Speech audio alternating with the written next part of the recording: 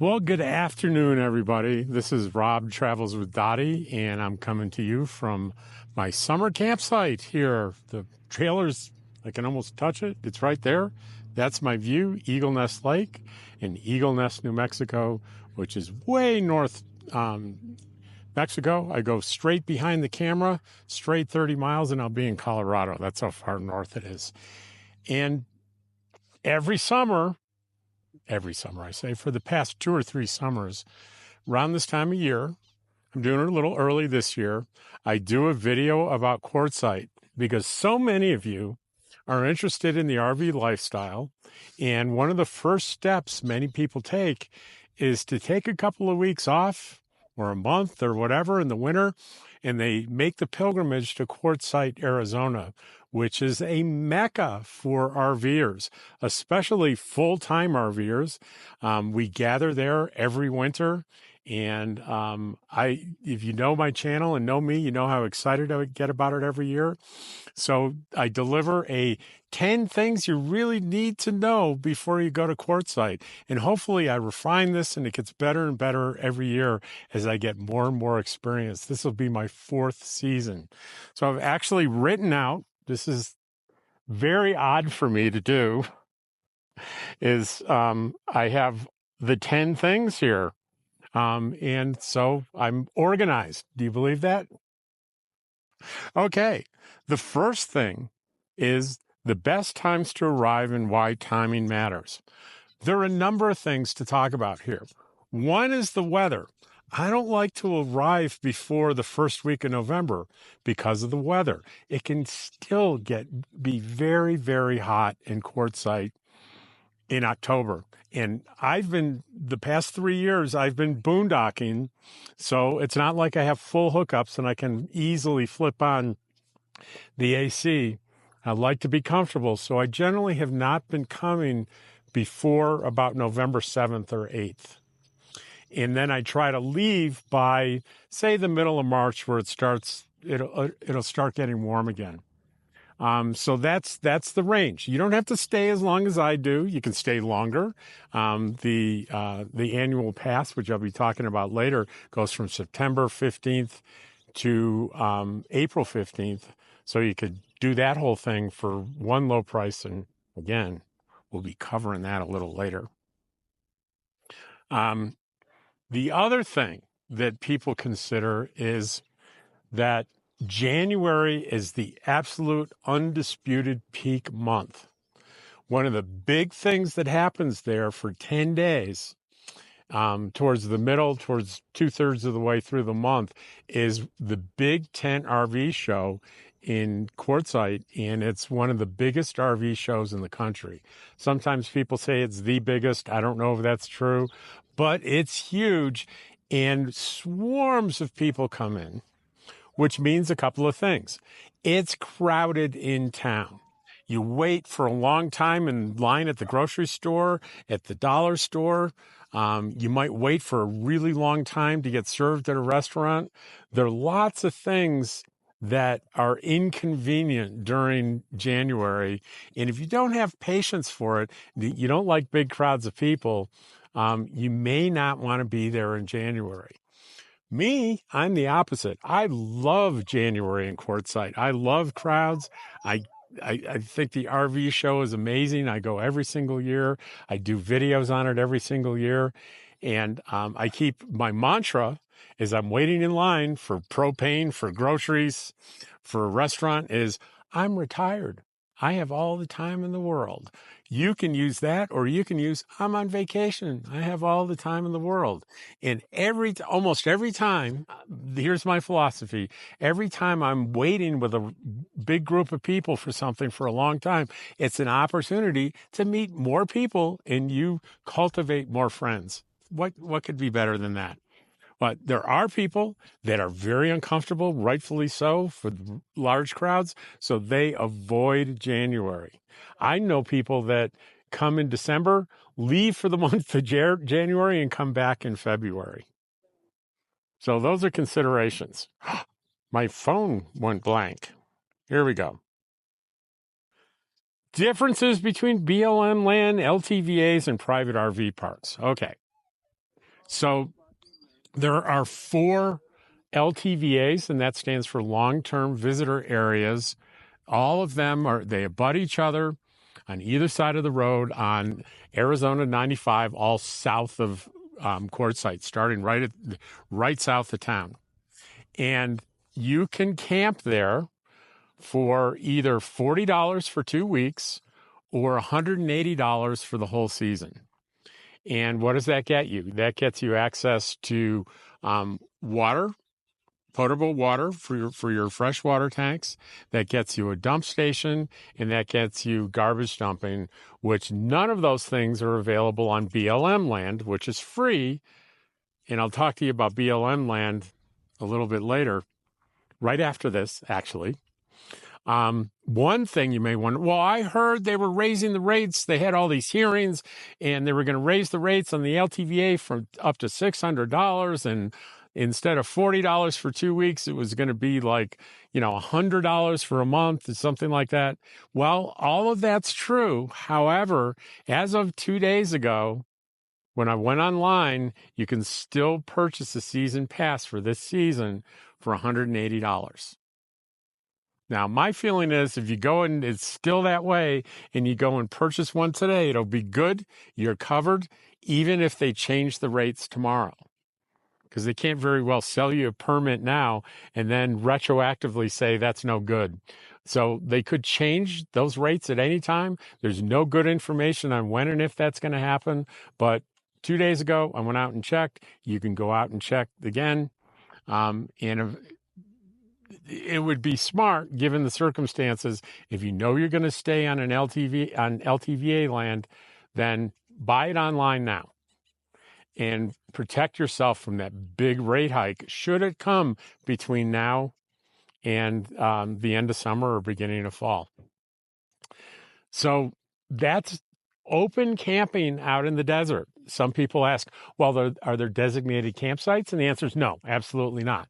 And once you enter into the property with your permit, you can park anywhere you want on the LTVA land. And it's huge. It's hundreds of acres, right? And the only rule is you have to be 15 feet away from any other camper. Now, that's the official rule. Does that mean you should take a tape measure 15 feet and park next to a stranger? No, don't do that. Any more than if you picked a nice open space and somebody you didn't know came within 15 feet of your camp and dropped and said, hi, I'm camping right next to you. Technically, according to the rules, there's not much you could say about it, but it's etiquette as opposed to the rules. But you will see a lot of clusters of RVs parked close together. Those are all people that are intentionally camping in a group. And there's even a couple of big groups in one of the LTVAs. It's called LTVA South. There's camps there that are big, and they're open camps. Anyone is welcome. All you got to do is drive up there and drop camp, and you can participate in their activities and everything. But that's a whole nother video. I don't want to go into that much detail there. So there's also BLM land, Bureau of Land Management land, both to the north of this. There's north of town and also south of the LTVA, south of town. BLM land allows you to stay for free, most of them have a camp host where you just sign up for a permit. The permit's free. It's good for 14 days. Technically, you need to be, after 14 days, you need to move out of there. At least I think it's 30 miles away. And then after 14 days, you can come back. Do people stay longer than 14 days? I think so. Is it according to the rules? No, it's not. But that's up to you. There are no facilities like I described in the long-term visitor area. There's no water. There's no garbage. There's no dump stations. So to get fresh water and to dump, you're going to have to go into town and pay for those things. And also, there is a transfer center that's free to dump your garbage, but they have pretty limited days and hours, and you can find that on Google. All right.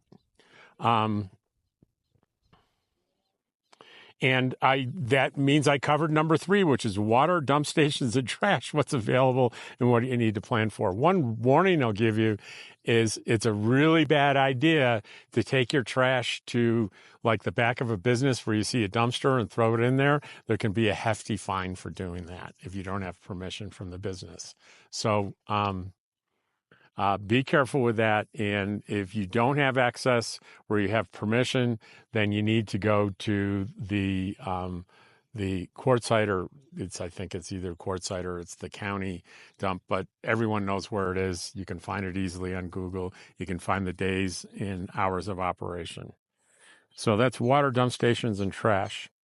Next is cell service and internet access, how to stay connected. Well, cell service can be a little bit tricky depending on the when and the where. What do I mean by that? The where is I find that various carriers, even in those 4 LTVA areas, and certainly in the 2, the couple of BLM areas, it can vary widely on which services have good signal. And there's a caveat with that. But first, I'll tell you, you might, if cell signals and if internet's important to you, you may want to, before you drop and get camp, test it before you drop and decide where you're going to stay. Even within each LTVA, if you move around a little bit, the signal could get better or worse depending on where you are. So the caveat I was talking about is that especially, say, from the middle of December to the end of January, beginning of February, when there's so many people pounding those cell phone towers looking for internet access, you can have 5 bars of signal, but hardly any data at all coming through. Sometimes it gets so bad where it's not usable, and it varies by carrier. It just, you can never tell. Starlink has been reliable year after year. Everyone that I've known that's had Starlink has not had any complaints. And I got to tell you, last year I was using AT&T in La Posa South, and I didn't have any problems even during January. And a friend of mine had T-Mobile, and she was very happy with that. So the only thing and then I was hearing anecdotally good things about Verizon. So I wasn't hearing as many complaints about cell signal and data as I have in prior years, although people did have problems, don't get me wrong. It's something to be careful of if internet access is important to you. Oh, you know what I didn't talk about? Shame on me about BLM and LTVA. That private RV parks were included in that. So if boondocking's not your thing, and a lot of people that go to QUARTZSITE want hookups. They want to be in an RV park. And you would think, oh, well, QUARTZSITE's a little town. The population's 2,500. How many RV parks could there possibly be? How about over 50? Yeah, I'm not kidding. I even have a list of them. There's over 50 RV parks. Many of them are seasonal, where they're only going to be available in the winter, which is what we're talking about. And they range in price from, some of them have like a base price of $200 a month and plus electric. And then there are others that I've looked at, the fancier ones can cost you with electricity $1,000 a month. So there's a wide amount of variability. But I'll tell you that if you want to stay for an extended period of time or in January, you could be out of luck even at this date. Tell you why. I decided this year instead of boondocking, I'm going to stay in town at an RV park. And before the season ended, I picked an RV park. I went to the office. I say, I want a site for the winter. And they said, well, you'll have to go on our wait list. That was in March, early April. So right now, I'm still on the wait list. I talked to them yesterday. I am number 1 on the wait list. So 1 cancellation and I'm in, but it gives you an idea of if, and that's for me, I was wanting to stay 4 months, November, December, January, and February. I'll probably get in, but do your research on those RV parks. Now, most of them, like the one I went in, electricity is not included, but it, with the exception of maybe starting in March, there's not really a big need for AC, and that's the thing that's going to cost you a ton of money on electric is running your ACs on your rigs. But it's cold. It can get pretty cold in the winter. So, which brings us to QUARTZSITE weather: the good, the bad, and the windy. Okay. The good is that you're probably not gonna, let's say you're staying from anytime between November 15th and February, the end of February. You're not gonna be overheated, right? You're not gonna be sweating. You're not gonna be praying for air conditioning. I've already said that. You will be cold at night. It can get easily, even if it's 70s during the day, it can get down into the 30s. And it's even touched into a couple of days, a couple of years ago, it was in the 20s. So it can get really cold at night, and you need to be prepared for that. Either with whatever heating system you have in your rig, electric blanket. I did last year, I did a video on all the heating methods I've tried and what I ended up with, and it got like 45,000 views, which is insane. That is, 20, 30 times what I usually get. So it's a big topic, and I'll certainly tag that video on the end of that so you can see that. So also windy, yeah, you can get day after day after day of pretty strong winds, and over about 20 miles per hour, it can get a little uncomfortable. Even if the temperature's nice, it can be uncomfortable, and especially if you're boondocking, you want to be outside a lot, socializing and so forth. The wind can really be tough for that. And you'll notice that some people that camp together, they strategically place their rigs so they create windbreaks. And I've done that before, and sometimes it works really, really well. I've seen it where people do a little, like a circle, and there's a windbreak all around the middle, and people sort of meet in the middle and have campfires in the middle, and everything around them is a windbreak. So the other thing that I found pretty interesting is that in the desert, it can be 58, 60 degrees, and you'll be in the shade, and you'll be wanting to wear a heavy coat. You'll be, and then you step out into the sun and no coat, and it's maybe too hot. And so often, even in the low 60s, you'll find me bouncing back and forth between the sun and the shade, not able to make my mind up because it feels so extreme. So that is, and you can get windstorms where I've seen up to 70 to 75 mile an hour gusts.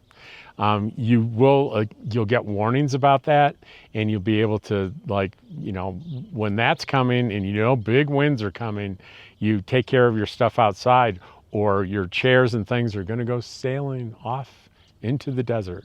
Ask me how I know. Okay, shopping and supplies, what to bring and what you can find locally. Well, you can find almost it depends on what you consider locally. Let's first talk about shopping in QUARTZSITE, minutes away from wherever you're camping. That's QUARTZSITE. So let's talk about that first. And there are two local grocery stores. the Roadrunner and Coyote, and they're down the street for each other. Everyone knows where they are. To me, they're wonderful places, but they are small town grocery stores. So guess what the prices are like? The prices are higher than what you might be used to at Walmart where you live. Okay, so does that mean you have to pay hugely high prices all winter? No, it doesn't, because there's a Dollar General, there's a Family Dollar, and as of last year, there's a Dollar General Market. 3 of those places, and those price points, while they don't have near the selection that Walmart's do, they're very close on the price points. And if that's not enough for you, there's 2 discount grocery warehouses in town. 2. So here's a strategy that I will often use to save money on, even after this, I'm not done yet, to save money, is I'll have a grocery list. And first I'll go to the discount warehouses. And if I can find things on my list that I'm comfortable getting at or near the best if used by date, because that's what discount grocery warehouses are usually all about, I'll buy there. Then I'll go to one of the dollar quote stores, and then I'll get my things on the list there.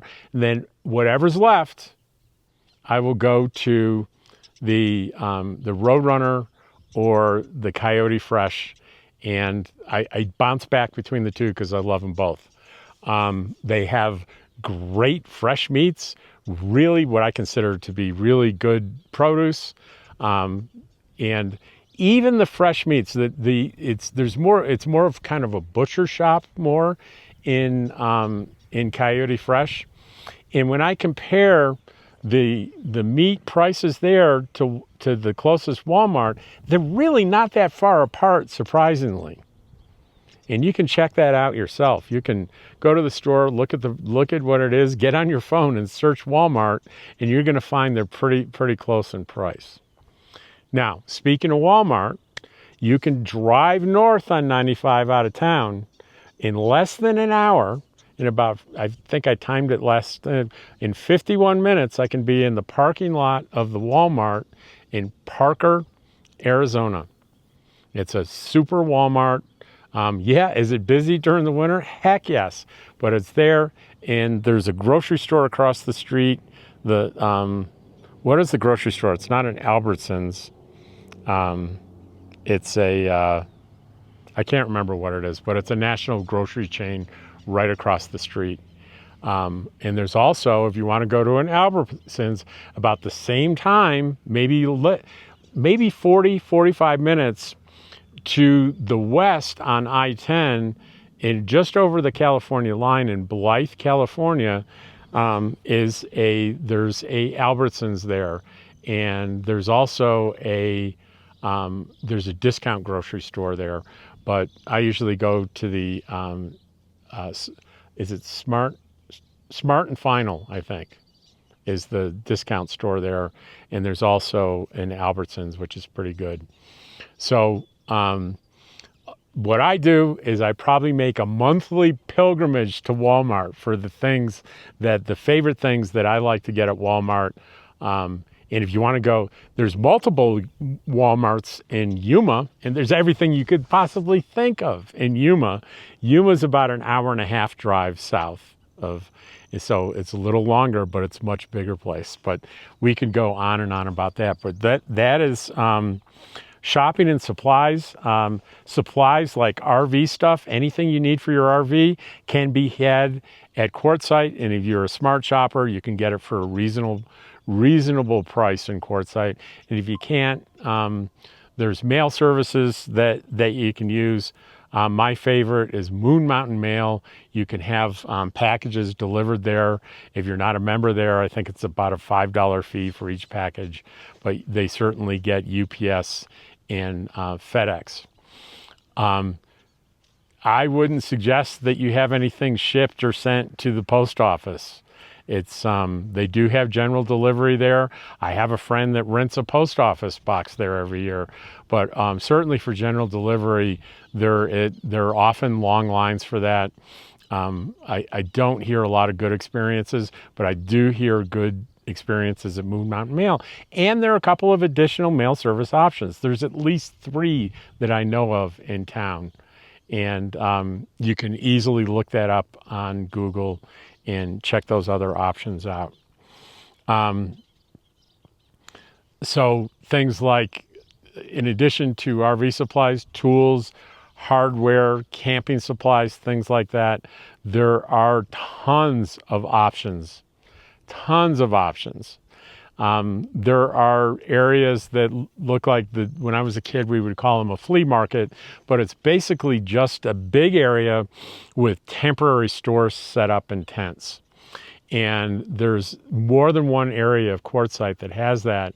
And Tyson Wells is the best known and probably the biggest. And my favorite seasonal store is K&K Kitchen there. Is all it is quality, reasonably priced kitchen supply things. Utensils and bowls and knives and just everything you could possibly think of. And I get excited about going there multiple times a year, every year. There's also food vendors in there, hardware places, crafts.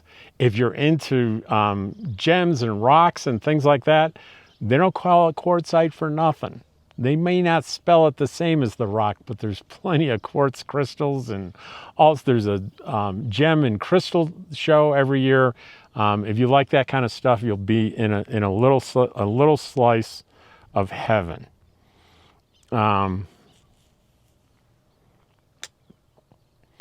So that the swap meet and the RV show, the swap meets are what I call what I just described with the tents. In the RV show, it's really what makes QUARTZSITE famous, especially the RV show. And the RV show is in Tyson Wells, right next to the what I just described, where the K&K Kitchen and everything is. And the tent that the RV show in will probably be the biggest tent you've ever seen anywhere. It's just amazing. And there are all sorts of, you can find RVs for sale inside the tent. You can find all sorts of things that go with the RV lifestyle, including you can get jobs on the road there. There are vendors in there that will hire you on the spot for things like camp hosting, the sugar beet harvest in more than one place. And there are lots of opportunities that if you decide you want to go full-time on the road and occasionally you want to work to earn some cash, or camp host to stay for a place for free, there's opportunities there. So I would recommend, though, if that's what you want to do, go early, and don't wait to the end of the RV show. Go on the first day, because those jobs go pretty quickly. Safety considerations while boondocking.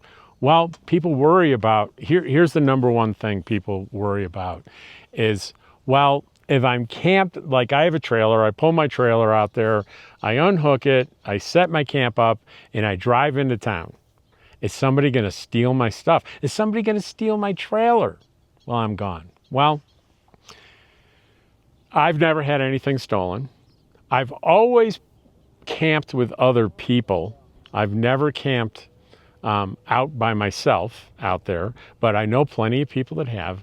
And I am connected to a lot of people out there every year, and I've never heard a firsthand account where someone has said to me, hey, I left my stuff out and I went to town yesterday and stuff was stolen. I certainly haven't even heard second or third hand of someone's rig being stolen. This does not mean these things happen. What I'm trying to say is they're rare. Now, if you look up crime rate, this is another thing, where I hear crime is really high in QUARTZSITE. Well, if you look at the statistics, it looks terrible, because crime rates are measured on a per capita basis. Like how many assaults, how many burglaries per capita, meaning proportional to the population. And guess how many people come through and at least stop in QUARTZSITE in the winter. Over 1 million people. And when you get there and you look over the both sides of the road as far as you can see in the desert and all you see are RVs, you will believe that number. And when you apply the actual crimes that happen to the number of people that are actually staying there, then it becomes a very small number, if you understand what I'm saying.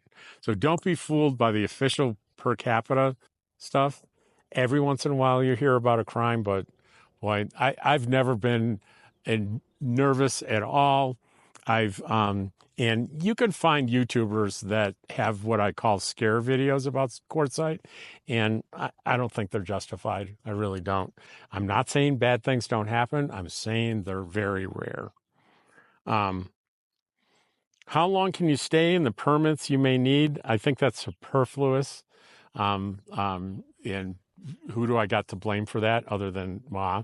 It's remember on BLM land, the permits are free. There's a camp post. You just fill the thing out. You tape it to your rig. That's it. On the long-term visitor areas, it's either a 2-week permit or a seasonal permit. It's a sticker. It sticks to your rig. And there's another one that sticks to your car if you have a car and a rig. That's what you need. And you certainly don't need a permit in an RV park, right?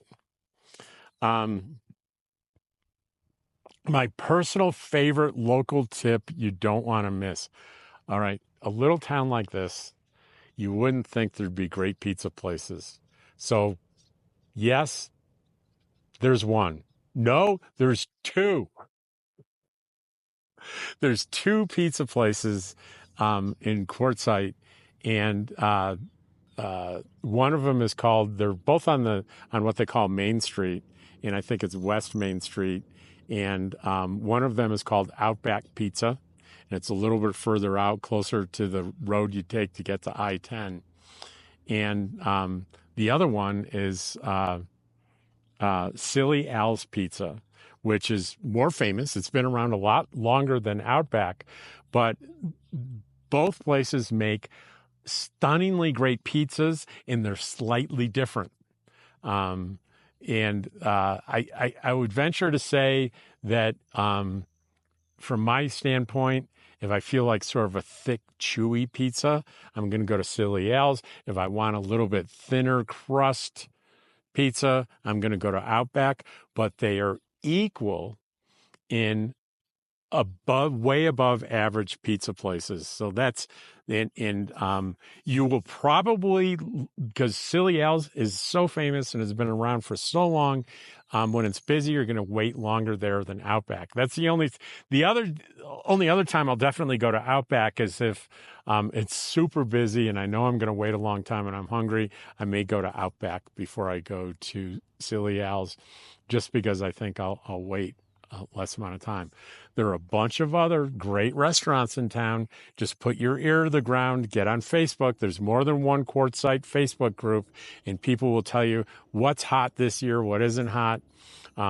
There's on Main Street, actually not that far away from the Outback Pizza place, there's a Chinese place that has never disappointed me. And there are food trucks, hamburger places sprinkled everywhere. There's even a place that serves camel burgers. I'm not kidding. And if you want camel meat, you have to either import it from, I think, Saudi Arabia or Australia. And I think the lady that does the camel burgers imports it from Australia.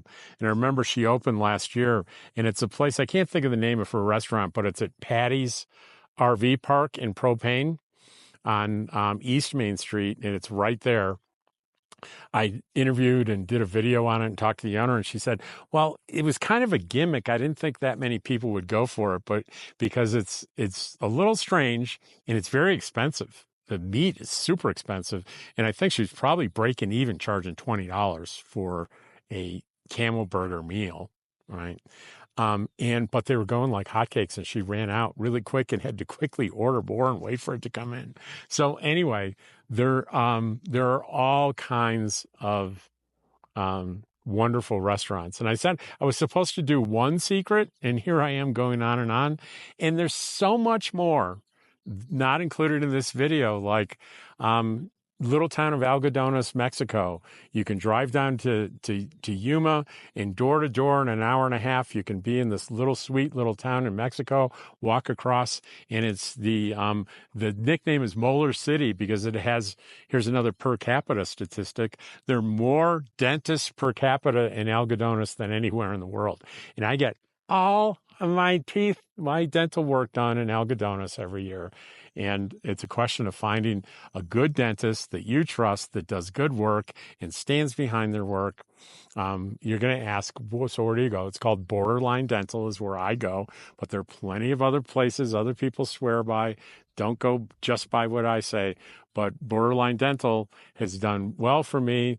They didn't do well on an expensive procedure, but they made it good on it and fixed it for no cost and no arguments.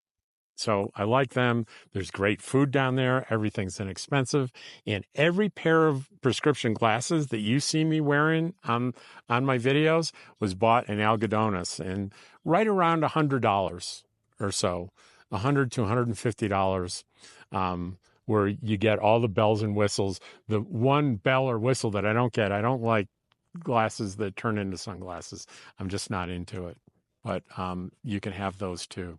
So anyway, that is everything that I can think of for today's video on 10 things that you really need to know about QUARTZSITE before you take that leap and come out and spend the winter with us. Certainly jump in the comments and talk about what I've talked about, ask questions. If you don't think something I said is quite right, jump in there and say, hey, you said this, but I think if you tweaked it, it would make more sense if you said it this way. All of that is fine. And there'll be plenty of people in there other than me to answer questions if you have questions. We're all happy to do that. So if you're the audience I'm aiming at, you're people right now, they're probably back east someplace, and you're sitting in a chair or sitting on the couch watching YouTube videos thinking about, can I do this RV life? Can I retire this way? Can I get on the road full time and do what these people on YouTube are doing? A good first step to figure that out is to spend some time in QUARTZSITE. The first time, long before I retired, I took 3 weeks off from work and spent 2 weeks camping in the desert on BLM land in just north of in one of the BLM properties, just northeast of QUARTZSITE, and I had a blast. And I knew in that 2 weeks the desert was in my heart, and I didn't even know it. So check it out, QUARTZSITE, Arizona, this winter, 2025, 2026. Take care, and I'll see you all tomorrow on another video.